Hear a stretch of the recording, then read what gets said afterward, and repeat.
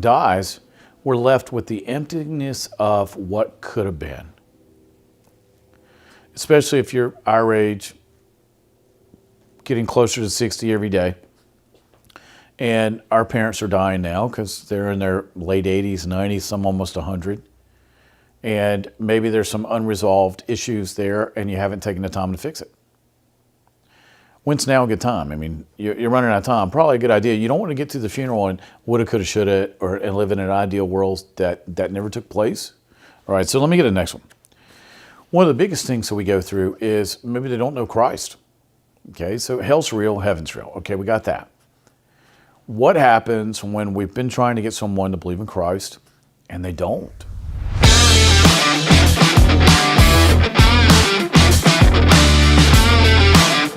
Hey, welcome to another episode of What's Your Problem? I'm your host, Scot Ferrell. Thank you so much for taking time out of your busy day to spend it with me, man. All right, great topic today. Why does the death of someone we loved or knew hurt so much? Oh, yeah. Yeah, a lot of us have faced that. I can come out of the gate with this about myself here. I was talking yesterday, actually. Yesterday was the anniversary of my dad had passed away 34 years ago. I mean, I lost my mom and dad at an early age. Mom's been gone a little over 30 years. So, death of a loved one.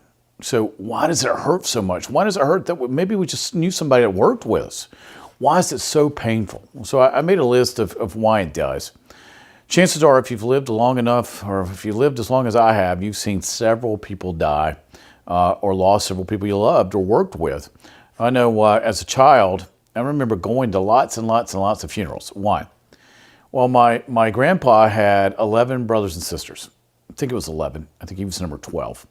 I think my other grandpa had X amount, and then my grandma's had several, a lot of people. And my grandparents were already older by the time I came on the scene, because my mom and dad waited till their mid to late 30s to have us, or have me. They had my brother a little out of the gate. But it reasons out that people start dying. So I'd gotten used to going to funerals, basically. So death was not hitting me as hard because I was used to it. But then you start losing people you really love. Like I lost both my grandmas in the 70s, lost my grandpas in the 80s who I loved. Now it's starting to matter, right? I'm a little older. I can understand the pain involved of losing them. So I made a list of all the things that why it hurts so much. So number one, we loved them. If you love somebody, the last thing you want to do is not spend time with them. A lot of us, like me, had grandparents that were exceptional and wonderful and everything to us. And without my grandparents, I don't know where I'd be. And I spent most of my waking moments with my Earnhardt grandparents. My mom was the Earnhardt family. So the Ferrell family, I didn't spend as much time, but the Earnhardt family, I spent a lot of time with my grandma and grandpa every weekend. I talk vividly about this when I'm doing preaching. I talk about being with grandma and grandpa watching wrestling, or wrestling, as she would say in Charlotte.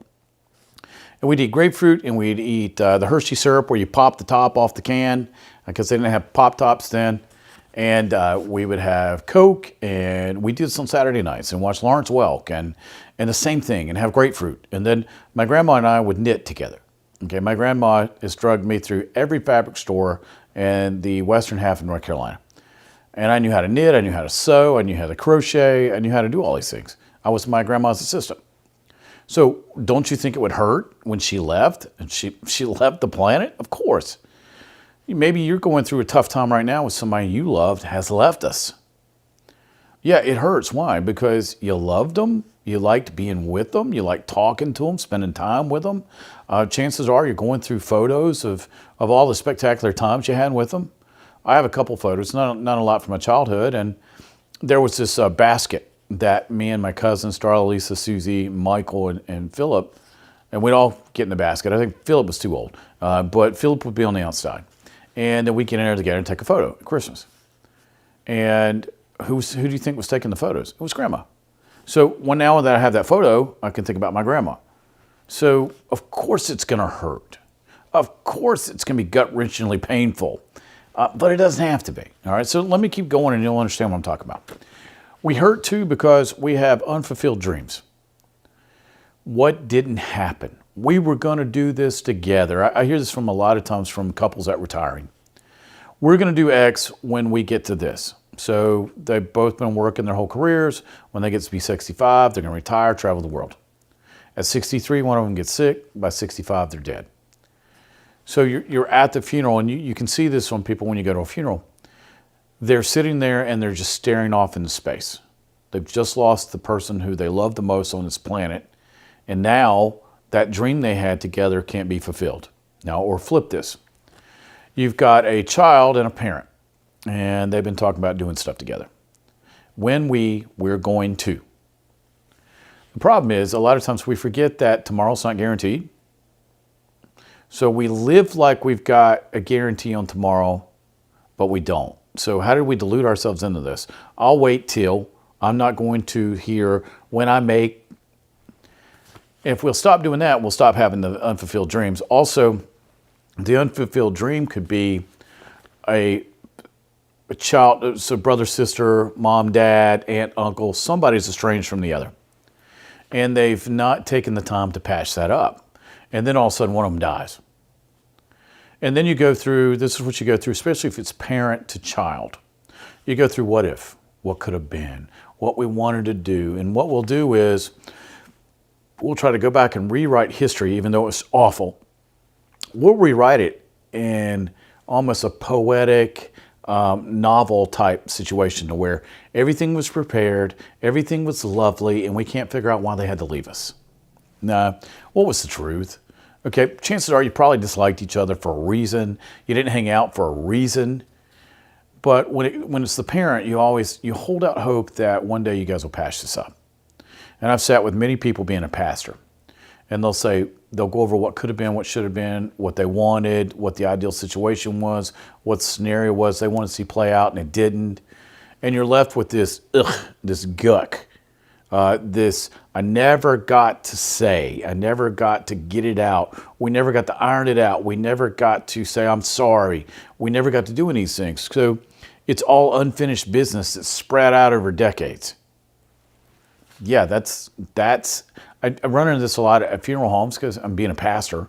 I go to funerals, and I do funerals, and I do weddings and funerals and baby dedications. So a lot of times you can watch them from the baby dedication to the funeral. And again, you see that stare off into space. You walk into a viewing, and there's this couch over to the left or right, and you see them just sitting there, and they're staring off, not looking at anyone, not talking to anyone. What's playing through their head? Well, the movie of what coulda, shoulda, woulda, and if only. So then you get in the if onlys. I would have called them. If only they would have forgiven me. If only. Stop. Is that reality? And then they normally get mad at me for going, look, man, that ain't real. That's not even what came close to playing out. What really played out? Well, you both hated each other. You both clearly told each other that. And one of you, maybe both, were hoping that somehow this would resolve itself without any effort. I mean, really, that's not going to resolve itself if you don't try. So somebody's got to take the first step and get it resolved. So many times when someone dies, we're left with the emptiness of what could have been. Especially if you're our age, getting closer to 60 every day. And our parents are dying now because they're in their late 80s, 90s, some almost 100. And maybe there's some unresolved issues there and you haven't taken the time to fix it. When's now a good time? I mean, you're running out of time. Probably a good idea. You don't want to get to the funeral and woulda, coulda, shoulda, and live in an ideal world that never took place. All right, so let me get to the next one. One of the biggest things that we go through is maybe they don't know Christ. Okay, so hell's real, heaven's real. Okay, we got that. What happens when we've been trying to get someone to believe in Christ and they don't? All right, so let's go over this. Being a pastor, of course I'm going to cover this. What's the destinations after death? Okay, there's two. All right, you're either going to heaven or hell. Okay, you punched your ticket for one or the other. You're getting on which train? All right, so let's go over hell first. Okay, I was on the highway to hell. I know, man. I was there. I'd made a deal with demons. If you don't know my story, you can watch the movie. It's on our church website, encounterchrist.org. But I made the deal with the devil, basically. Now, I got out of it once I got on Jesus' team, but I got out of that. But where was I going upon death if something happened to me? Well, hell. The greatest gift you can give yourself is to find out, say you're an atheist like I was. You can find out if it's real. Wow, man, just go on the internet and watch videos. My wife likes to watch people that have been to hell or heaven and what their experience was, because there's endless amounts of videos on this. And the thing is, you'll start to see a common thread between everybody that says they've been to hell. I've been to hell twice. And you know, what I saw is backed up by probably 3,000 videos on YouTube of what other people saw. I mean, so it's not like I saw something other people didn't. I saw basically the same thing what other people saw. Now, why I got to see it, who knows? But we're talking about death. So I knew that had I died at a certain period of time, that would have been my reality. And now I tell people what I saw, and I talk to other people that have seen what I have, and we go, man, there's a lot of similarities here, because we all saw basically the same thing. And so it's real, but if you don't take the time to figure out if it's real, who are you harming? It's you. So sometimes when we're at a service or we're at a viewing and then we go out to the graveside, we're staring off into space because we know they didn't make the decision. We know that we're not going to see him again in eternity. I know at my dad's funeral, a person walked up to me. It was my godfather, actually. And he goes, I know you were concerned about something, but we handled it. And I was like, I didn't tell anybody I was concerned about anything. How do you know this? He goes, God told me to come over and tell you your father received Christ before he died. How'd you know? Oh, God told me. Okay. So out of the blue, my godfather comes over to talk to me, tells me that he's the one that walked my dad through the prayer of salvation. I had never vocalized that I was concerned about this, and God told my godfather to hunt me down at the funeral and tell me. Yeah, make your own opinion about that, but it is true. So now that we've got that out of the way, let's look at heaven. What is heaven? Is heaven real? Is God real? Is Jesus real? Are all these things got any validity to them? Man, I've asked every question. I actually do a thing with atheists now where an atheist can ask me a question. And normally, you always get an anomaly from somewhere. Somebody's an outlier. I had the same questions every atheist asked me. You know, how did Jesus die on Friday and get resurrected on Sunday, and it's 3 days? I actually answered that question. Recently did a video on that. I actually went through the timeline. 2 Sabbaths, not one. Jesus died on Wednesday. That's how you figure that out. But is heaven real? Well, if is heaven real, and now 66 books in the Bible all tell me about heaven.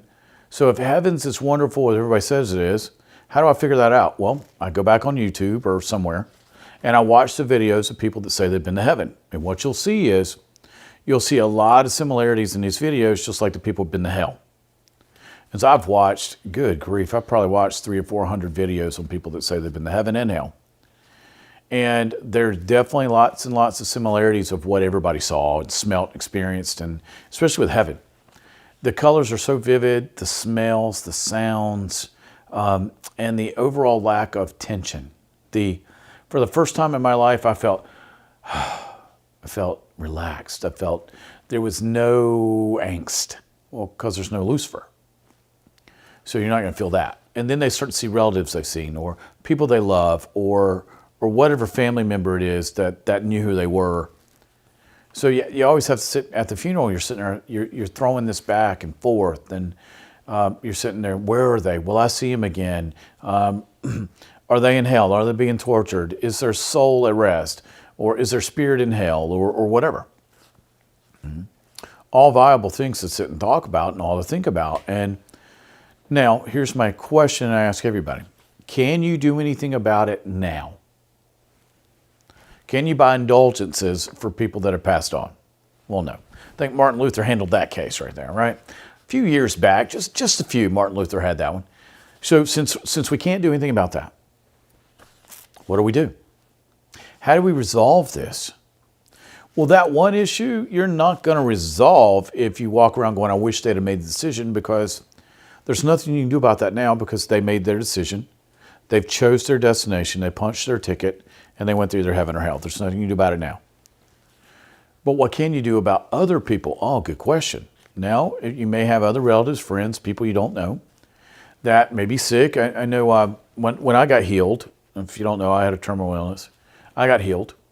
And then a guy called me and he got healed. And then we had somebody else get healed. And a few other people get healed. All believers. Not all started out believers, but God heals you. You start to believe he's real. Now you can't reach the person who died, but you can reach the person who didn't. I always tell people, when I do a funeral service, I'm going to talk about eternity. I'm going to talk about our Creator. I'm going to talk about Jesus. I'm going to talk about where we go. We're going one or the other. We don't have a whole lot of say-so on one or the other, right? So it's either heaven or hell. There is no negotiation. It's one or the other. Salt and pepper. You either get salt or pepper. It's up to you which one you end up in. It's up to you who your family goes. It's up to you where your friends end up. See where I'm going with this? If you've been put on this planet to be a blessing, be one. And understand that, maximize the time you have now.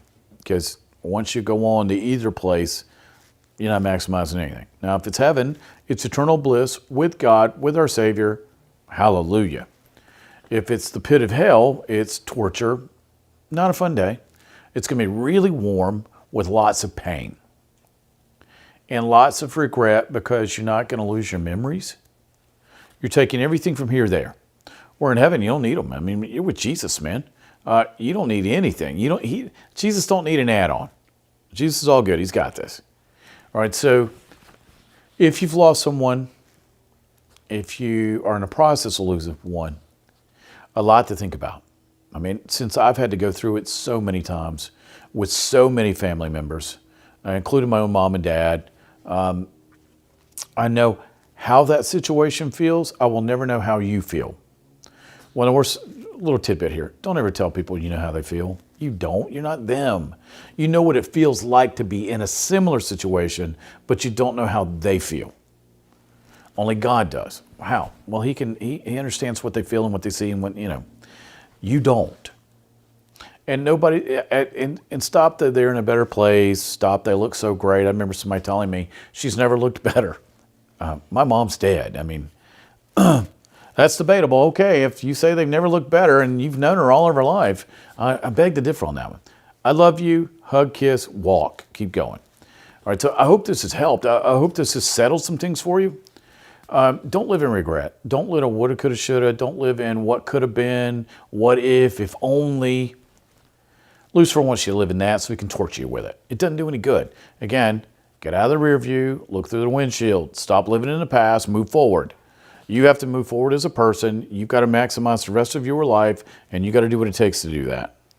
All right, so if you have any questions about this episode, any other episode, or let's say you're in bed, you wake up at 2 a.m. and go, man, I'd like to know the answer to that. Great. Send it to me. All right, I'm going to give you a way to get in touch with me. problem@wyppodcast.com. That's what's your problem, WYP. All right, so it's problem@wyppodcast.com. Now, we have resources, we've got tips, etc. on our website. Let me give you that. It's wyppodcast.com. Pretty easy, right? But if you got a problem, don't sit on it. Don't sit and go, man, I wonder if I could get an answer to this. Just ask me. I'd be glad to answer it. Chances are, if you got a question, somebody else got the same question. All right, so also, you're enjoying this, right? You're enjoying the time that we have together, right? So subscribe. It's not that hard, just hit the subscribe button. I'll give you a free hug if I ever see you. Hey, there you go. Might even get a cup of coffee out of this. But subscribe. Also, share these podcasts with other people. If there's someone that's going through the topic that I'm talking about, share it with them. Man, I share podcasts all the time. Like I say, there's one guy I share with everybody, Scott McCain. Great guy, great topic. And he's one of a kind. I like one of a kind people. So I share just about everything this guy does with everybody. Because if you own a business, you're going to want to share this guy. All right, so subscribe. Do that first. Come on, do it. Take the finger. Subscribe. And then share the stuff with somebody else that might need an answer. See how easy this is? All right, so thanks so much for being part of my day, part of my time. Hey, thanks for letting me inside your life and spend a little time with me. These aren't that long, but I try to get as much information, as much helpful information in these as I can. I mean, that's simple. All right, I'm Scot Ferrell. I am your host of What's Your Problem? And I hope you have a wonderful day, and I can't wait to hear and see and get together next time. Take care. Bye-bye.